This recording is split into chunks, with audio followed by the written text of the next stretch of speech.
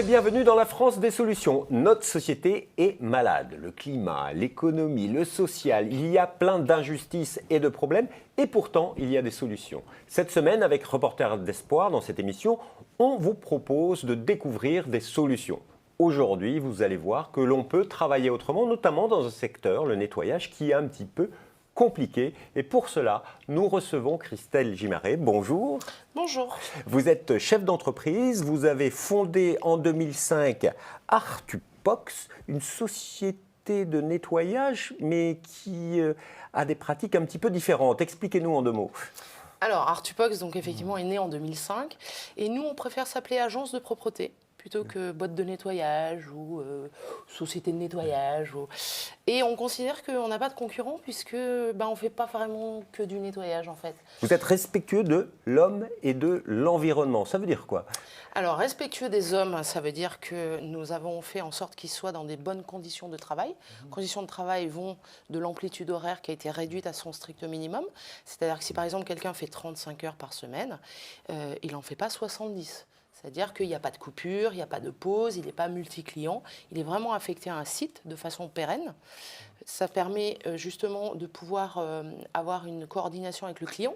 Et au bout d'un moment, de quelques mois, mes employés disent je travaille pour un tel. Ils disent plus je travaille pour Artupox. C'est vraiment preuve que l'intégration a été bien actée. Alors, on va y revenir sur l'homme parce que c'est très important aujourd'hui dans nos sociétés de travailler différemment. Mais il y a aussi respectueuse de l'environnement. C'est-à-dire qu'aujourd'hui, on peut nettoyer écolo.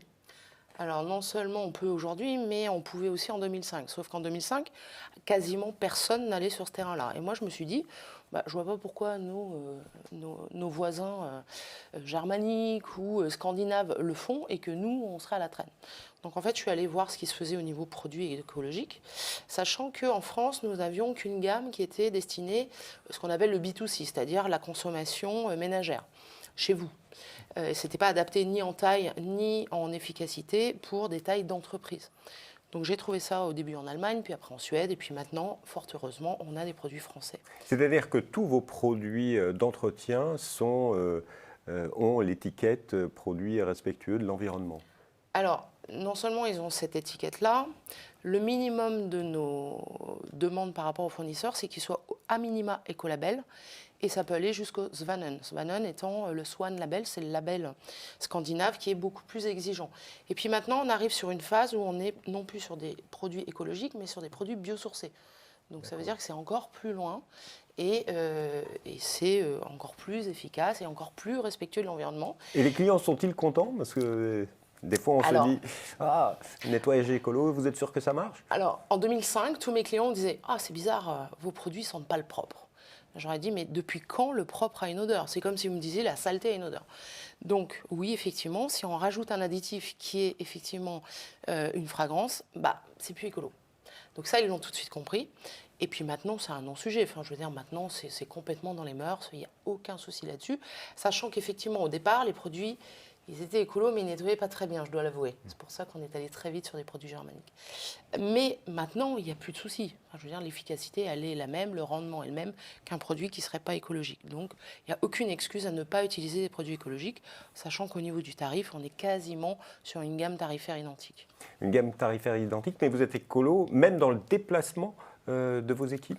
Alors, le respect de l'environnement, c'est trois axes, en fait. C'est ce qu'on appelle le développement durable. Donc, ça va être l'atmosphère que vous respirez.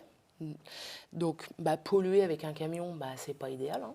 Ça va être aussi vos conditions de travail. Donc, nous, on a vu qu'effectivement, nos personnels sont dans des conditions quand même optimum de bien-être au travail. Et puis, ça va être aussi le fait d'utiliser des produits qui ne vont pas rendre malades ni ceux qui les manipulent, ni ceux qui les respirent, c'est-à-dire nos clients. Donc, voilà. Donc, je pense qu'avec ces trois axes-là, on a quand même on a un petit peu tout bon. Sachant que maintenant, avec les nouvelles technologies, avec les applis, on peut même avoir des déplacements idoines. Donc ça peut être pas forcément le métro. Aujourd'hui, vos équipes, c'est des véhicules électriques, Alors nous, on refuse d'avoir des véhicules en propre. Et là, il n'y a pas de jeu de mots là-dessus. C'est qu'on part du principe qu'un véhicule, 80% de son temps, il est inutilisé. Donc nous, on va sur des véhicules qui sont en temps partagé. Donc ça va être un city scoot, ça peut être une trottinette électrique, ou c'est le métro. D'accord. Transport en commun. Et ça marche. Une entreprise peut fonctionner avec... Alors, l'entreprise que je croise coincée dans les embouteillages et qui met plus de temps à se déplacer d'un client à l'autre, je ne suis pas sûre qu'elle soit très rentable. Alors que moi, en 20 minutes, 10 minutes, 5 minutes, il passe d'un client à l'autre. Tout à l'heure, quand vous parliez des tarifs, c'est les tarifs des produits ou globalement les tarifs? Parce que c'était une question. Est-ce que la prestation est plus chère ou pas? Alors, la prestation, elle n'est pas forcément plus chère. Sur le coût tarifaire, comme ça, brut, elle est un petit peu plus chère, pas beaucoup, 15%. Oui, Par contre, c'est intéressant d'avoir une démarche. Alors, ce coût, il est complètement absorbé par le fait que vous allez être satisfait. Parce que quand la personne est en interaction directe avec le client, s'il y a un impair qui est commis, c'est rectifié tout de suite. Quand la personne ou les personnes font partie des équipes intégrantes chez les clients, il y a une communication qui fait et puis il y a un respect qui s'instaure. Quand vous jouez, par exemple, vous avez un papier, on l'a tous fait, vous avez un papier sur votre table et puis vous le jetez dans la poubelle en jouant au basket. Le truc tombe à côté. Vous vous dites, c'est pas grave, je m'en fous, la femme de ménage nettoiera ou la petite fée qui passe la nuit. Là, vous connaissez, vous savez que c'est Sarah ou que c'est Mamadou ou que c'est peu importe. Là, vous dites, ah non. Et là, vous vous levez et vous allez le mettre dans la poubelle. Donc, du coup, au final, moi, mon personnel a moins de travail. Donc, on vous facture moins d'heures. Et donc rentable pour les entreprises qui s'engagent dans ce type de démarche, parce que c'est une vraie révolution aujourd'hui en France, depuis quelques années, une dizaine d'années, de voir les sociétés de propreté, pour pas dire nettoyage, qui interviennent en journée pendant les heures de bureau. C'est une vraie révolution, c'est plus efficace, visiblement. Est-ce que ça a été difficile de développer sa gamme de clients et ses clients sur ce thème-là? Alors moi, je vais parler en mon nom, parce que je ne sais pas ce que font mes concurrents. Mais je pense qu'il y a une réelle prise de conscience de la part des clients. Les clients, de plus en plus, de toute façon, là, les baby boomers sont quasiment tous à la retraite. Donc là, maintenant, on est sur un renouveau. Moi, souvent, j'ai des clients qui ont entre 30 et 40 ans. Ces gens-là sont très, très au fait de ce qui se passe au niveau climat, qui se passe au niveau respect de l'environnement, respect des conditions de travail, etc. Donc, sont très exigeants et donc sont précurseurs et surtout sont préconisateurs de ce genre de solutions. Donc, ça veut dire que souvent, nous, on travaille en appel entrant. Ce qui est incroyable, on n'a pas de service commercial. C'est-à-dire qu'en fait, ce sont nos clients qui nous recommandent et qui disent à leur petit copain PDG, tiens, tu devrais appeler cette boîte parce que tu verras, ils font des choses différemment.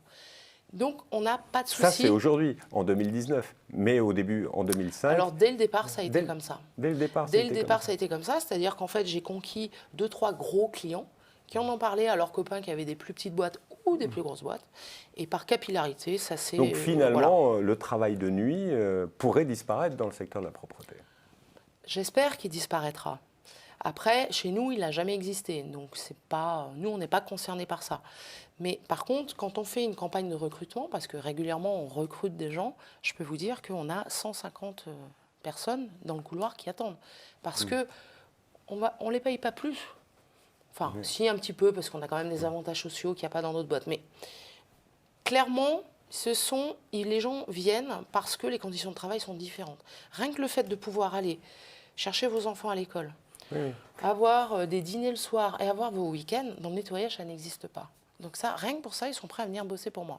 Ensuite, voilà il y a un vrai aussi... exemple de solutions qui existent, des entrepreneurs qui mettent en place quelque chose qui permet de mieux vivre au quotidien. De vivre, tout simplement. C'est pas normal que des gens nettoient un quai de métro à 4 h du matin.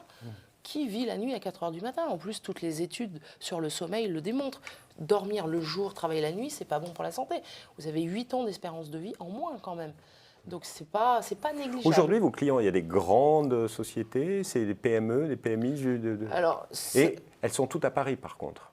Alors elles sont toutes à Paris, à Stockholm ou à Copenhague et bientôt à Montréal. Est-ce qu'on peut faire un comparatif à l'international? Est-ce que la France est plus en retard ou en avance par rapport aux autres pays?